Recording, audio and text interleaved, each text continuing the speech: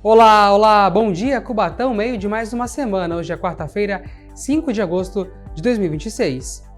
Juntos em mais uma edição, falando que alunos da Escola Parque do Sonho conquistaram uma vaga para representar o Brasil no Mundial de Robótica no Japão, mas eles precisam arrecadar R$ 150 mil para viabilizar a viagem.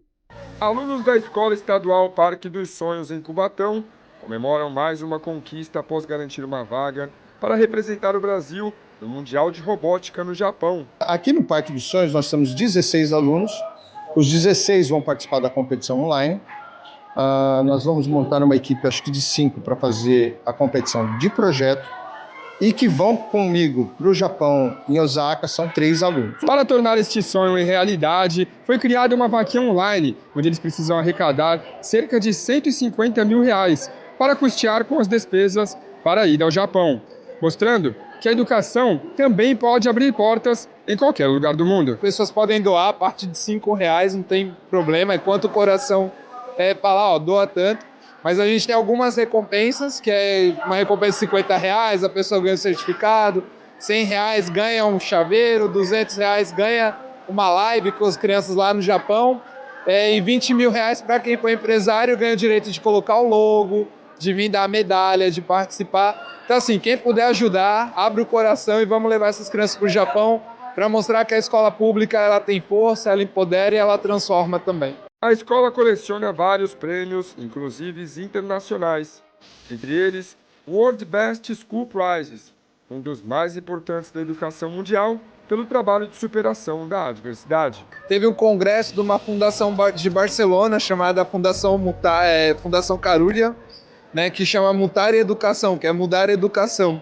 Então a gente foi convidado para ir lá falar um pouco do Parque dos Sonhos, falar da nossa trajetória, da nossa história, como a gente conseguiu transformar uma escola que era violenta na melhor escola do mundo. Então a gente foi lá contar a nossa história e quem sabe inspirar outras pessoas, inspirar outras escolas, inspirar outros professores. No laboratório, os alunos mostram sua dedicação e preocupação com os resultados, que é visto em cada detalhe, cada pecinha modificada na aula prática.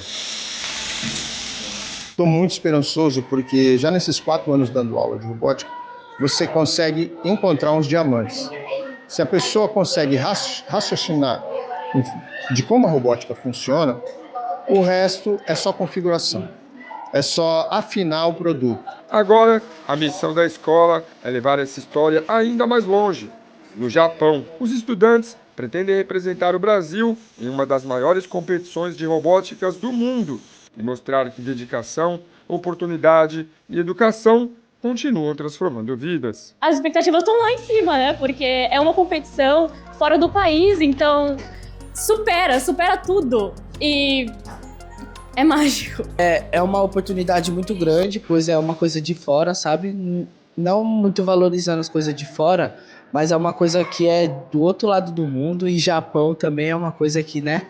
É difícil é um lugar muito longe, não se dizer assim.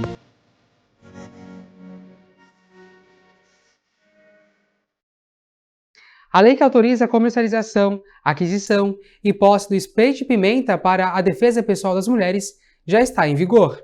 A lei entrou em vigor e permite a comercialização e a posse do spray de pimenta para mulheres maiores de 18 anos.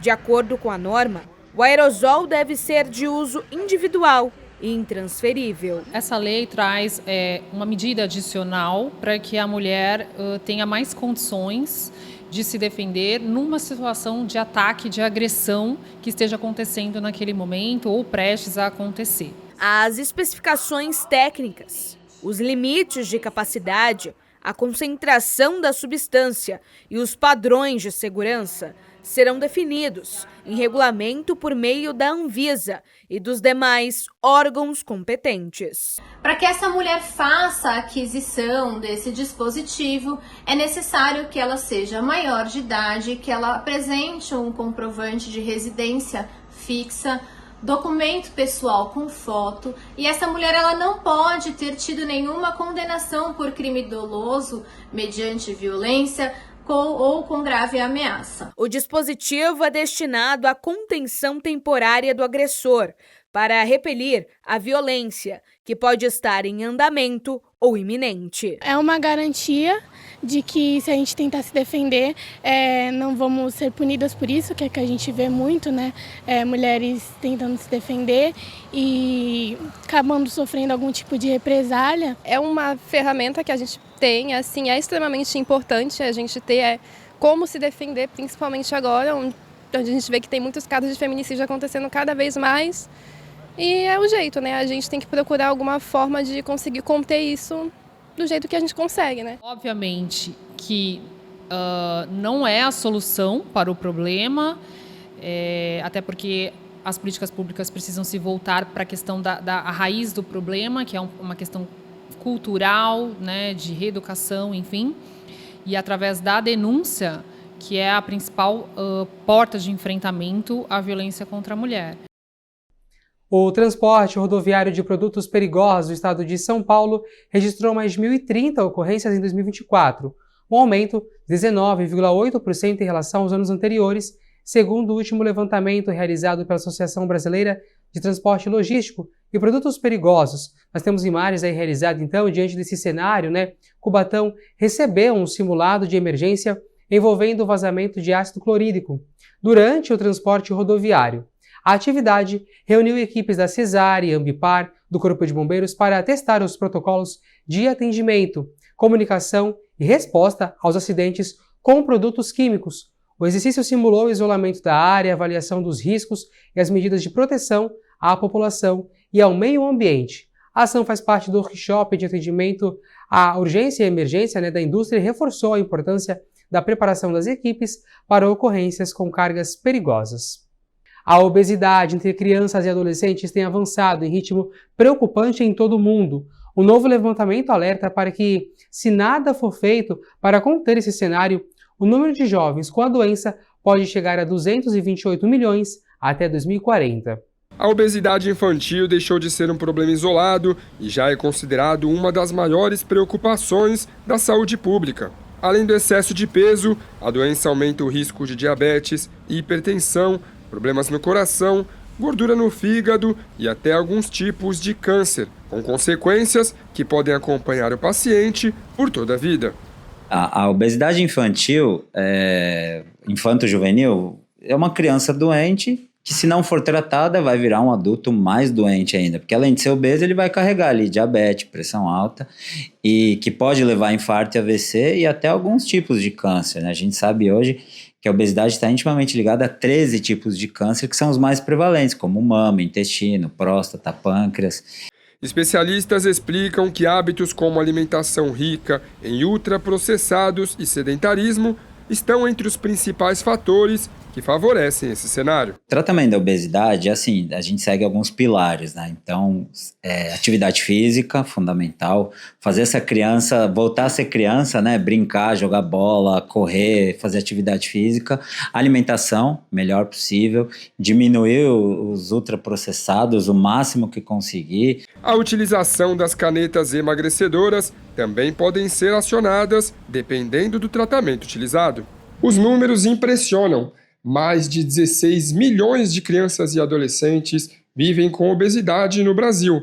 No âmbito mundial, esses dados são ainda mais alarmantes, podendo chegar até 230 milhões em 2040. Para quem conseguiu mudar de vida, os resultados vão além da balança.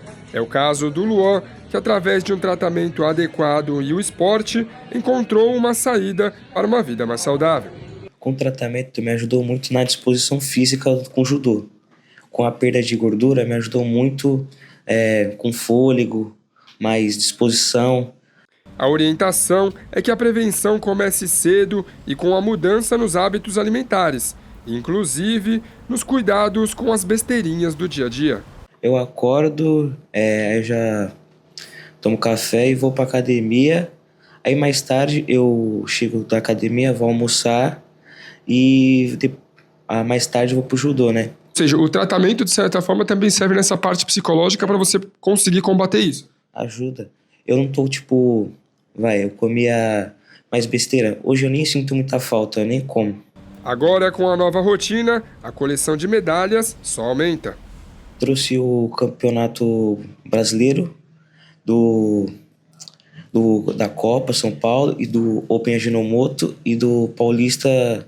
Tiago, o pai do Luan, aponta quais os principais desafios na rotina do filho. A obesidade pra gente foi um caso atípico, né? Porque o meu filho mais velho, ele é magrinho, né?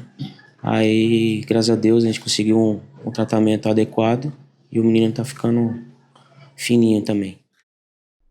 Uma boa notícia para quem está em busca da primeira oportunidade no mercado de trabalho, o CIE está com mais de 7 mil vagas de estágio abertas em todo o país.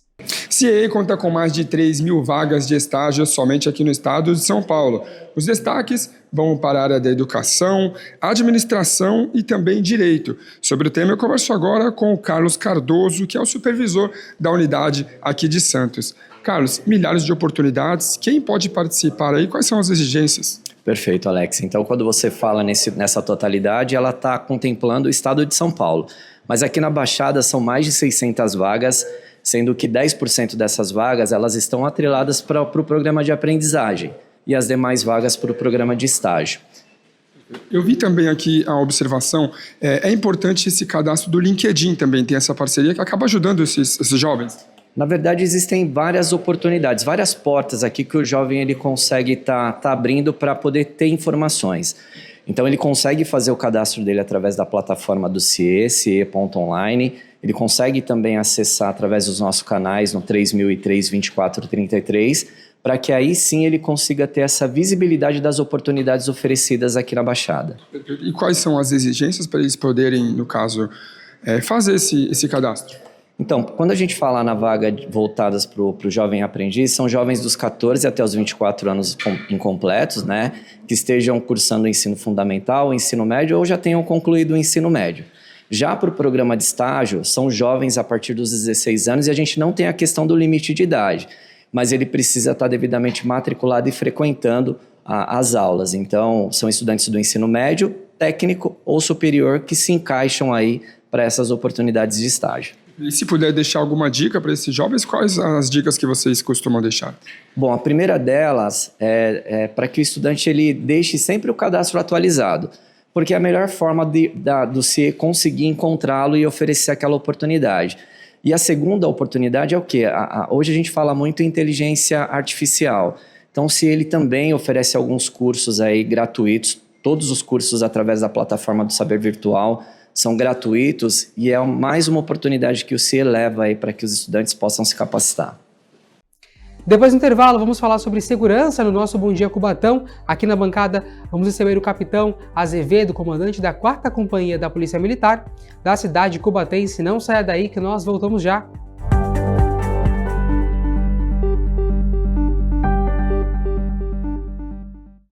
O nosso Bom Dia Cubatão fala agora em segurança. Aqui na nossa bancada recebemos o capitão Juliano Azevedo, comandante da 4ª Companhia da Polícia Militar em Cubatão. Comandante, obrigado pela sua participação aqui com a gente. Seja bem-vindo à TV Cultura Litoral e também ao Bom Dia Cubatão.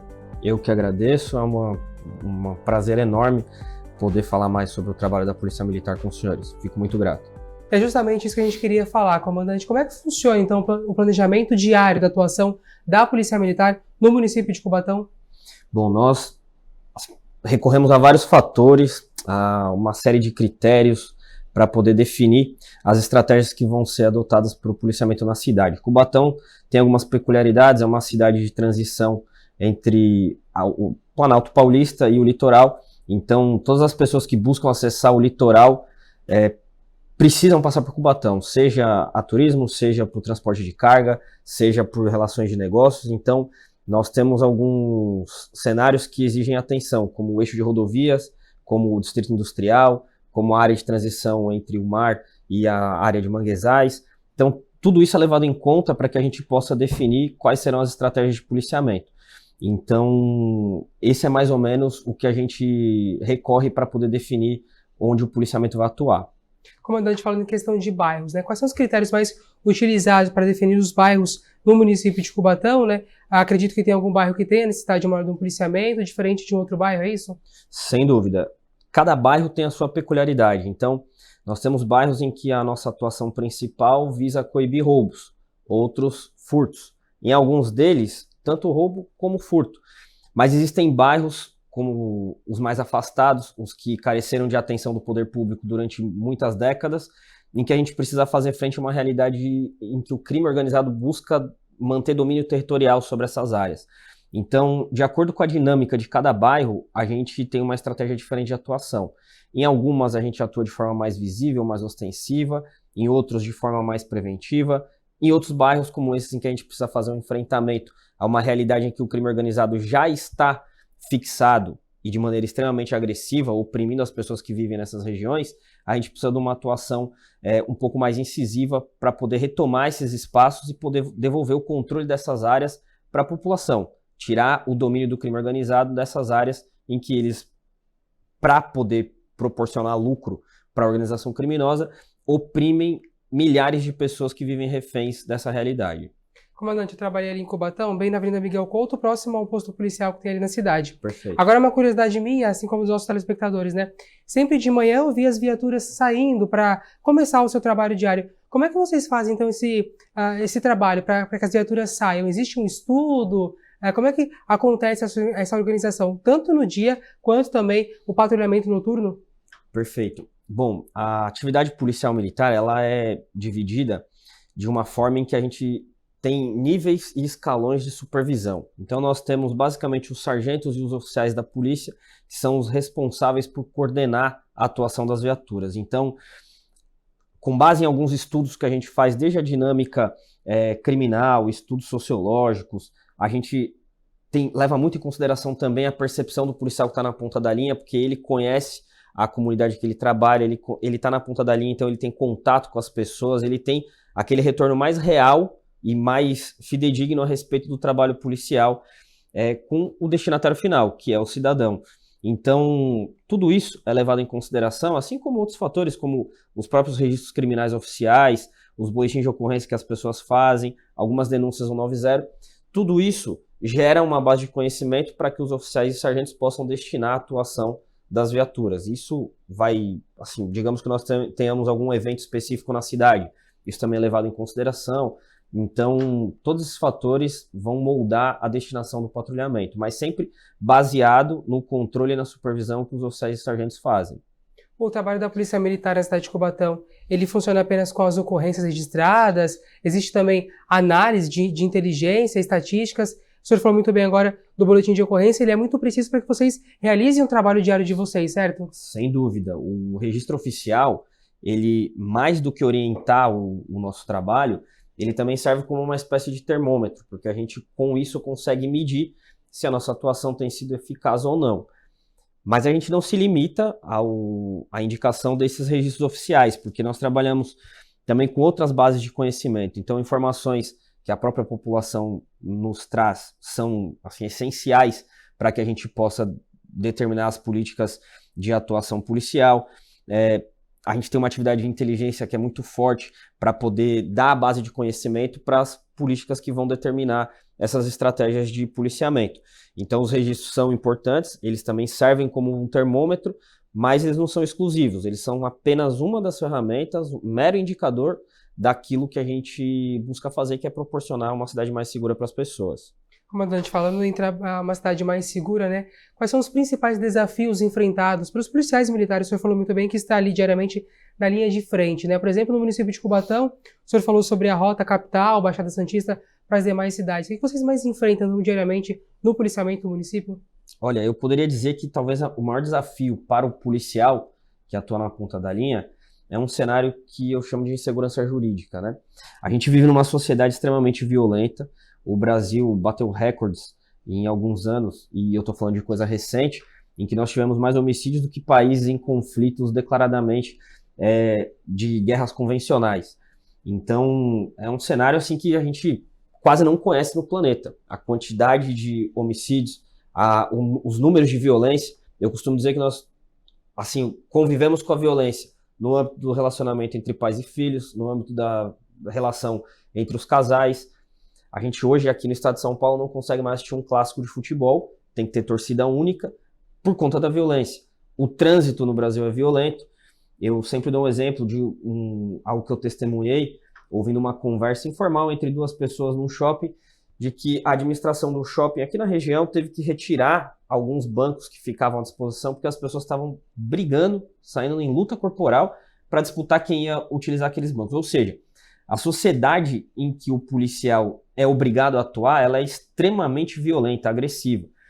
E nós, como polícia, temos assim, a obrigação de atuar nesse cenário extremamente violento, fazendo uso legítimo da força. E muitas vezes as pessoas, quando veem a atuação policial para pacificar determinados episódios de violência, que não tem como não ser usando a força, fazem comparações com outros países que nem sequer conhecem essa realidade que a gente experimenta no nosso país. Então, a gente vai ver a polícia de São Paulo tendo resultados, números, as suas ações comparadas com pequenas polícias nos Estados Unidos, na Inglaterra, que a gente tem uma realidade de ter tropas policiais fardadas que nem sequer usam arma de fogo, só que seria inimaginável na realidade brasileira. Então, essa dificuldade de compatibilizar a dificuldade de atuar num cenário extremamente violento, em que as pessoas têm cada vez mais consciência dos seus direitos, mas ignoram seus deveres, e a polícia tende a agir para pacificar conflitos sociais na ponta da linha, não acompanha o enquadramento técnico, jurídico, político, sociológico que precisava compreender essa realidade. Então nós, como eu disse, temos uma realidade muito brasileira, mas que é sempre enxergada à luz, à ótica de realidade de países escandinavos, por exemplo, que sequer fazem ideia do que é a realidade que a gente vive. Então essa é a grande dificuldade, mas não é exclusiva. A gente tem algumas outras dificuldades, como algumas deficiências logísticas, administrativas. A gente é muito refém ainda no Brasil e precisa passar por um processo de modernização, tanto das comunicações como da própria interação entre os órgãos, tanto de segurança como o Judiciário, o Ministério Público.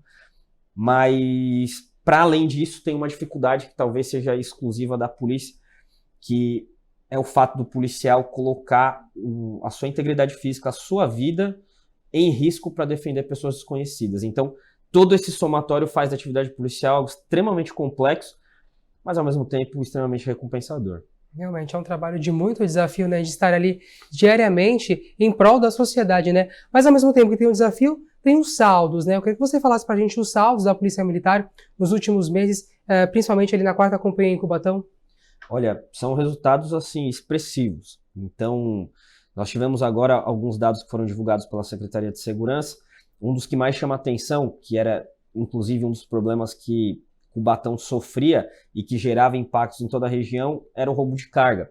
Então, se a gente comparar os primeiros meses do ano de 2025, janeiro a maio, com janeiro a maio agora de 2026, ou seja, comparando os 5 primeiros meses do ano passado e desse ano, Cubatão teve uma redução nos roubos de carga que é impressionante, 93,8%. Nós estamos falando de diminuir de 16 ocorrências de roubo de carga para uma realidade de 1 ocorrência de roubo de carga. Então, assim, são resultados expressivos num delito que é extremamente difícil de combater, porque ele envolve violência, potencialidade de escalar para crimes mais graves, como o latrocínio, são praticados por criminosos organizados, bem armados, mas que com o trabalho, principalmente da Polícia Militar, mas não só, a Polícia Civil atuou, outros órgãos atuaram também, a gente pôde ter uma redução expressiva, e isso tem sido um movimento que tem sido acompanhado para outros crimes. Então, Cubatão tem vindo numa sistemática redução dos roubos, que são os roubos gerais, esse do celular, que é roubado da pessoa que caminha na rua, um tipo de crime que é extremamente difícil de combater por conta da reiteração delitiva. O camarada pratica o crime, é preso, mas imediatamente é solto na audiência de custódia, ou então responde em liberdade, que são os furtos. A gente tem tido reduções expressivas também. Então eu posso dizer que o trabalho dos policiais em Cubatão tem sido feito de forma bastante aguerrida e de forma bastante eficaz. Então, apesar de toda essa complexidade, a gente tem consciência de que a cidade tem se tornado cada vez mais segura. Capitão, tem 2 obras acontecendo na cidade de Cubatão muito importantes para a segurança pública, em especial para a Polícia Militar, no Parque São Luís e também bem próximo ali à Avenida Beira-Mar, já no Jardim Casqueiro. Qual a importância da população receber esses equipamentos de segurança em prol ali da sociedade, do município? Veja, quanto melhor estrutura o policial tiver para atuar, melhor é a prestação de serviço dele para a população. Então, hoje nós estamos na expectativa de mudar a nossa sede para essa obra que está prestes a ser entregue. Isso, sem dúvida, vai dar uma capacidade para o policial de atuar de maneira muito mais eficaz, porque, veja bem, nossos policiais assumem turnos de serviço, mas quase sempre é uma rotina. Ele se depara com ocorrências no final do turno e o turno dele, que foi previsto para 12 horas, acaba sendo estendido para 14, 16, 18 ou mais horas. E, não raro, ele já emenda isso com um contraturno que ele precisa fazer. Então, ter uma estrutura em que ele possa ter treinamento adequado, em que ele possa ter um alojamento adequado, em que ele possa efetivamente ter um conforto melhor na execução do trabalho dele, sem dúvida gera um policial que vai atuar na prestação de serviço de maneira muito mais perfeita, muito mais completa. Então a nossa expectativa, e para a população isso é importante, porque se a gente oferece para o policial que está na ponta da linha melhores condições de trabalho, naturalmente ele vai prestar um serviço de melhor qualidade, e é isso que a gente deseja. Tá certo, capitão. Muito obrigado pela sua participação com a gente. Seus excelentes esclarecimentos para a população de Cubatão. Sucesso para você. Eu que agradeço e disponho sempre da Polícia Militar. Muito obrigado. Eu que agradeço. Nosso Bom Dia Cubatão de hoje fica por aqui. Amanhã a gente se encontra logo cedinho, 8h30 da manhã. Tem Bom Dia Bertioga para você. Mais notícias da nossa região logo mais nessa hora do almoço. Às 15h para 1 da tarde tem Jornal Litoral. Fique agora com o Café com Zaidan. Um ótimo dia. Tchau.